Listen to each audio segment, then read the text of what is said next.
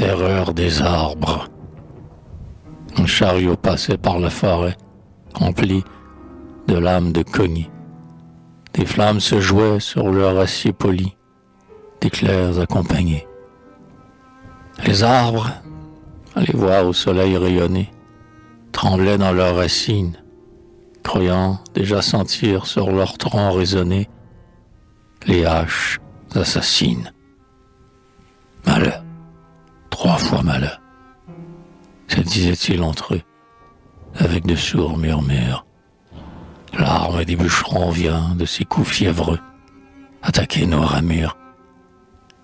Comment défendrons-nous nos rameaux familiers que le lierre festonne, nos toits verts où nichaient les oiseaux par milliers, du printemps à l'automne?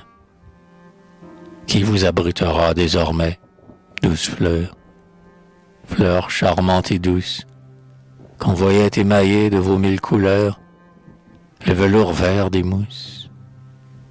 Quand la forêt entière est près de succomber, cherchez d'autres retraites, car voici le moment où nous allons tomber, et les haches sont prêtes. Un vieux chêne leur dit alors, rassurez-vous, rassurez-vous, mes frères. Si nous restons unis, que peuvent contre nous ces haches téméraires? Mes frères, nous pouvons défier, en effet, leurs lames dédaignées. Si nul de nous ne veut donner le bois qui fait les manches des cognets. L'ennemi que l'on a dans soi-même est toujours le seul qu'on doive craindre. Ceux du dehors, s'ils leur refusent son secours, ne peuvent nous atteindre.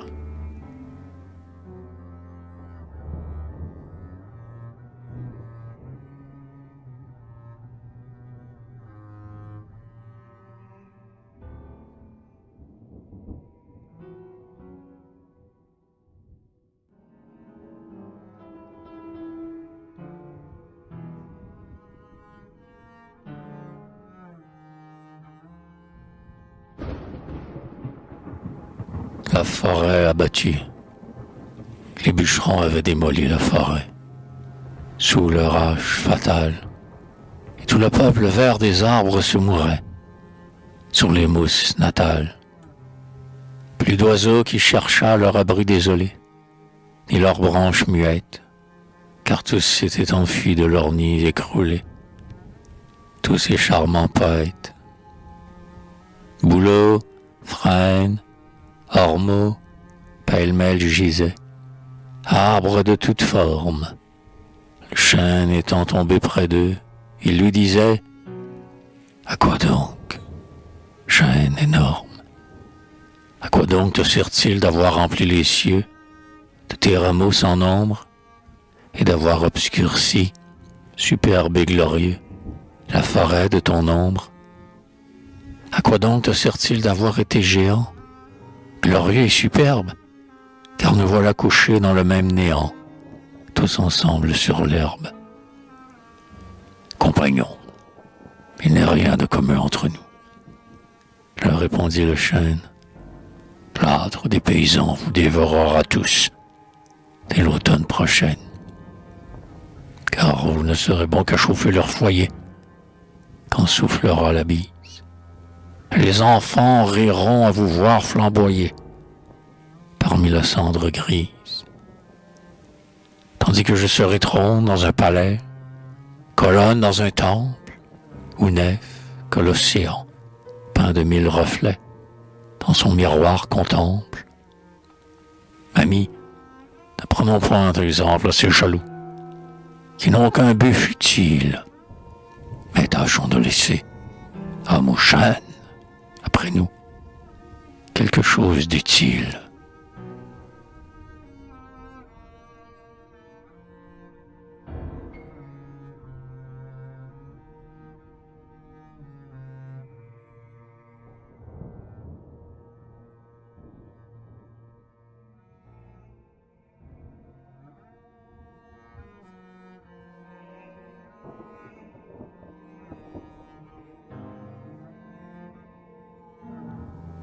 Histoire de deux épis.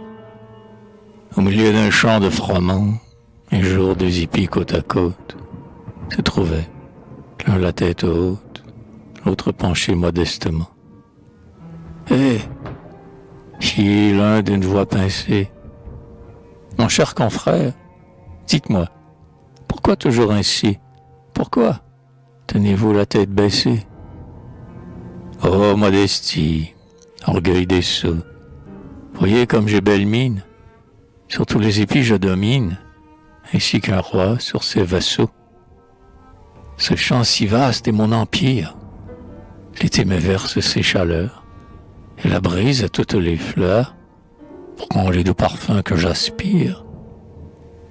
Tandis que, le front dans les cieux, je me prélasse dans ma prose, comme vous avez l'air morose, et puis rêveur et soucieux. Ah, cela se comprend, dit l'autre, peut-être un peu grossièrement.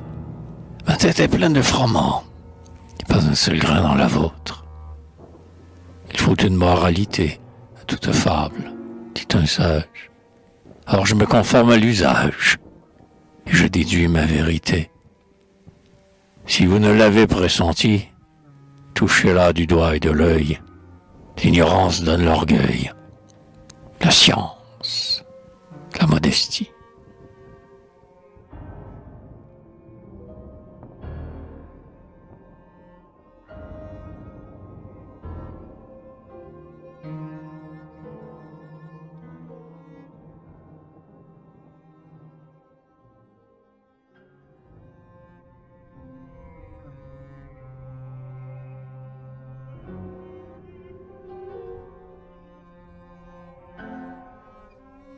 Deuxième épisode.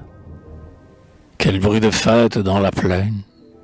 Partout résonne une chanson, car c'est le jour de la moisson, et toute grange sera pleine.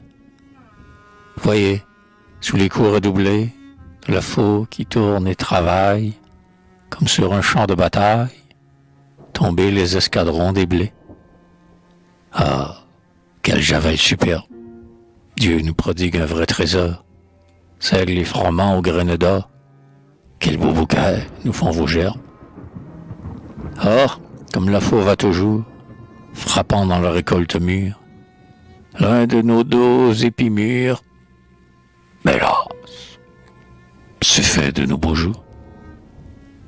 À quoi donc nous sert-il, mon frère, d'avoir vu le printemps fleurir, puisqu'il nous faut l'été mourir, car voici l'heure funéraire. Pour y songer en ce moment, il est bien tard, lui répond l'autre.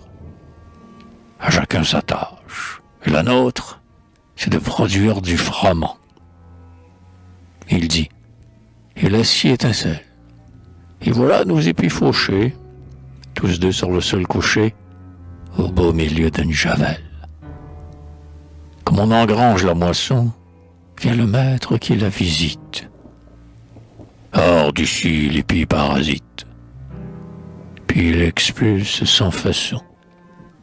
Cet apologue nous l'enseigne, l'homme utile est seul respecté, l'homme inutile est rejeté, c'est l'épi vide qu'on dédaigne.